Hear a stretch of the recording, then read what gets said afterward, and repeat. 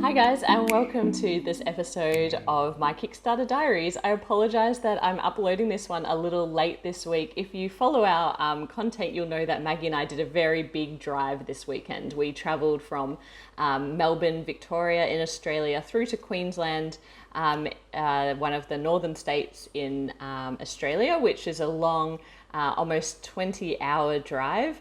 And something interesting happened while we were driving. Thank you to all the Australians who watch our channel, who reached out to see how we were going, because what happened was Australia had a very strict lockdown this year, particularly where we're from. We basically weren't allowed to leave our house, and that made for a very interesting year. But as things have begun to open up again, the borders to different states were opened up. Obviously haven't seen my family in a year, so we decided to make the drive. But while we were driving, there was an outbreak of COVID in Sydney, and so very quickly, while we were driving, the state borders were closing, which meant a little bit of pressure, a little bit more stress than we were anticipating. And we actually skipped the last night on the trip and ended up driving for 13 hours straight, just to try to make it before the borders closed, which we did. We're not sure when we're going to be able to get home at this point, but at least we've made it here. And the journey itself was, really pleasant driving through Australian landscape. I'll get Maggie to cut in some video here of our trip and all the country Australian towns that we passed through, which were, of course, really lovely, but nothing is better than how grateful we feel to be here with family. And this week is a little bit slower in terms of Kickstarter. I'd expect the next 2 weeks are going to be kind of slow, and most of the bigger campaigns will launch in fact not until January, and then probably a good thing. We can keep our wallets focused on what matters at the moment, which is probably gifts for other people and not ourselves. So if you're new to this channel, this is where I just talk through what's happening on Kickstarter and everything that I'm backing, and share all of those purchases with you. And I love the discussion that goes on in the comments, not just with me, but with other people that watch the channel. So let's get started for this week. By the way, do you like my reindeer ears? I'm trying to be a little bit festive today, and everywhere I go, I kind of sound like a reindeer. Anyway, it's also really hot here, so if I start to pass out, that's because Queensland is one of the hottest states in Australia, and I'm not used to the humidity. So anyway, the first one I wanted to talk about today is a game that I'm a little bit indecisive about. It's called Otto and Otto Game Over, and I didn't expect it. It's a little abstract game. I really like the production of it, actually. It looks really cool, and you're just piecing together these puzzle pieces to create shapes. So you'll be creating different circles and the figure eight, which allows you to do different things. It's a competitive game. And I really, actually, about this campaign, I really appreciated these bite-sized videos that showed you, how it's set up for 2, 3, 4 players.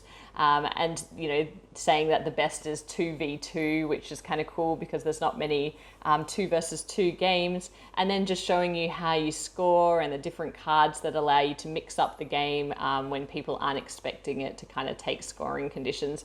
I haven't backed it because even though it looks like, a really simple game that I would enjoy, Maggie, with it having no theme, I think I would really struggle to get this to the table. I already struggle with my collection of abstract games to find people to play with, especially when it's just Maggie and I in lockdown. So this game for me is probably one that I will pass on, even though I'm a bit indecisive about it at the moment.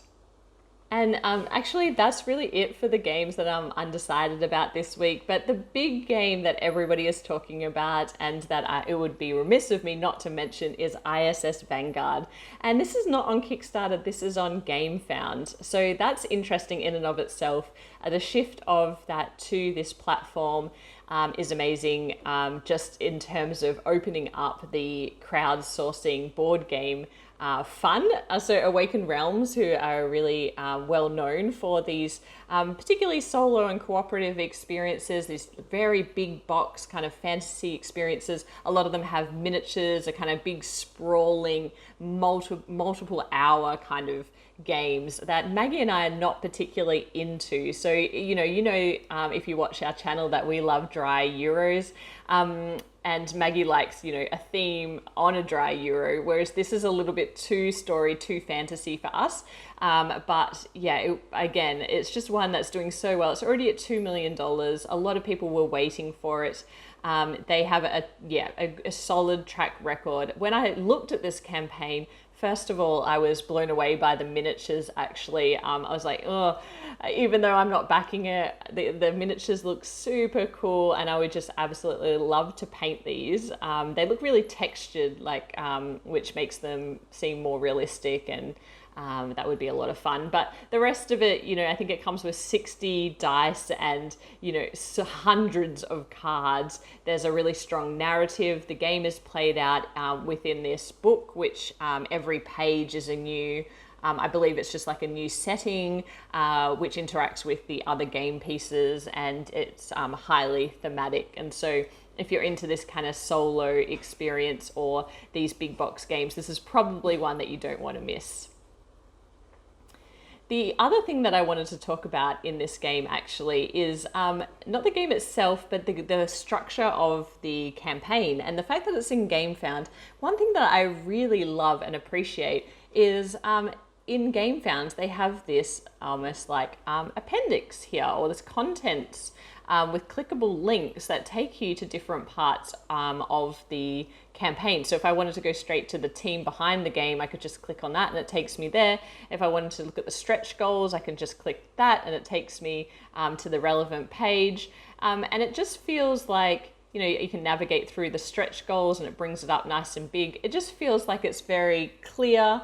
And often you would have seen, because when I'm looking through a campaign on Kickstarter and this, often I want to talk about something in particular, but I'm left scrolling up and down and kind of getting lost in the page. And I feel like that's probably doing a lot of games a disservice, because if you're evaluating a game and you want to find something that you read, or you wanted to check what's going on with the stretch goals, it becomes very difficult to navigate up and down the page. So that is something that I think will help designers as well to have like that structure of thinking about a campaign, which will ultimately help them and allow everyone to find the information that they're looking for. Probably will also help with toning down a number of comments or questions from backers that are already covered off in the campaign page itself. So loving that and looking forward to seeing more things on GameFound and to kind of see how this gaming crowdsourcing world evolves. But yeah, so I'm not backing ISS Vanguard. I know so many of you will be. If you are, tell me in the comments, what's your favorite thing about the campaign? Was there anything that you weren't expecting? And what level of pledge are you backing at? I'm sure there are probably many, many different options, as there always are with this type of game, probably more to be revealed. The other game that I was considering, but probably it's not for Maggie and I, is New York Crisis, which is a relaunch of a game. It's a cooperative game, which of course adds a layer of scrutiny from me, because it's very rare that I'll back a cooperative game. But this one is about a family that have found themselves on a family holiday in New York, and they witness a crime, and then, there's this whole, all these different stories that unlock, that you're trying to work out what's going on, and the story kind of evolves from there. I do like the look of the minis. They look really fun. It's kind of like the core Smith family that find themselves in this predicament. And then you've got all of these other miniatures. Now, what kind of turned me off, because I was considering this backing this, is like, they give an example of like the intro tutorial or the tutorial and missions, kind of explaining what would happen. And I didn't find the writing style particularly compelling.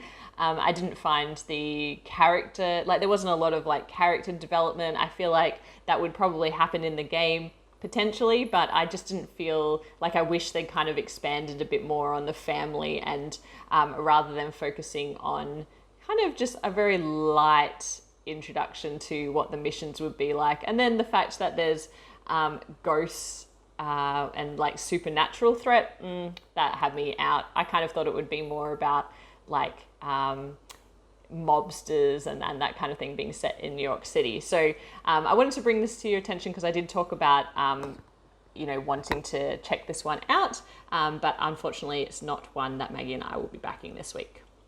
And now the next three are games that I'm anticipating. I've cheated a little bit here because there's not much happening next week, Christmas week, which is actually this week here today. Sorry about the delay again, but I'm hoping because we're in the future I can get this uploaded when it's still the weekend wherever you are. But anyway, the first game that I'm excited to see launch in January is a game called Ping Yao, which is apparently has been in the works for a long time. It was meant to launch earlier in 2020, but I think it's been play tested for a very long time. And it's again a game using dice as workers for a worker placement, which Maggie and I really do enjoy. And I really like the theme. I think that I've looked at pictures of the board and it does look a little crunchier than the 3 out of 5 that is suggested on BGG. Apologies, you're going to hear my dog barking at everything that goes past my mum's house. So I'm excited to see that launch. The second one, of course, Carnegie, which is meant to be launching in January as well.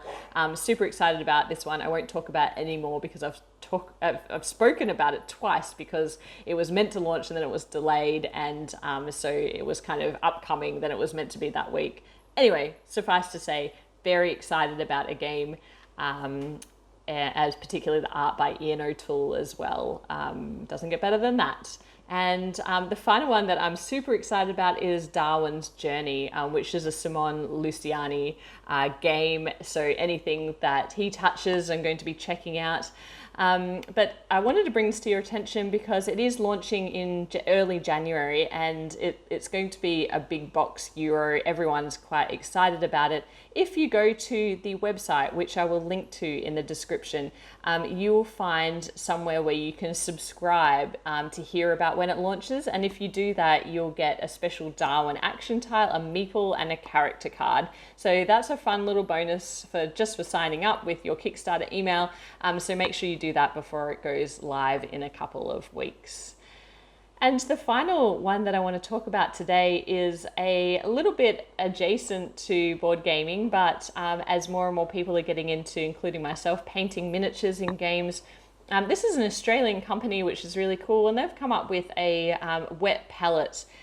So if you are unfamiliar, when you do paint miniatures, your paints can dry out if you have them in a regular palette. And so you put them in kind of a moist palette, which allows them to stay hydrated, which means you can paint for longer and you're not wasting as much paint. So they've created this wet palette, which is customizable. You can put your name on it. It comes with an STL file if you have a 3D printer, so you can print it yourself if you want, or you can have it delivered. Because not everybody has a 3D printer. But what I really like about it is that the top of it is also storage. So you can see here that you have a regular palette, dry palettes, where you can put, like it says, inks and washes in there, but you can also hold your paintbrushes. You can hold some paints that you're using at the time. And so they're, I think they've just thought about a lot of things. They've thought about it carefully. So I'm actually not backing this because I have so much painting stuff already. I have a wet palette, I have storage and all of these things. I spent a lot of money during lockdown on painting equipment, but I just wanted to point this out in case you don't own one and you're thinking about getting into painting, because it's definitely a must-have. But anyway, that's all from me for this week. Thank you so much to everybody tuning into our videos. The love and support that we get in the comments is just so fantastic. And obviously we are so grateful to everyone who has been sharing, has been mentioning us on Facebook, on Twitter. It's just incredible, and we couldn't ask for more. So Maggie and I would say Maggie and I will wish you a very happy and safe festive season. I hope that you can all be around your loved ones and your friends, and we're all wishing for a much better 2021. I also just wanted to say that we probably will have a couple more reviews. So this won't be a final sign off for the year, but we'll see what we can get done before the end of 2020. But anyway, I'll talk to you next week, and we'll see if there are any Kickstarters. Otherwise, it might just be me rambling in the Queensland heat. But bye for now.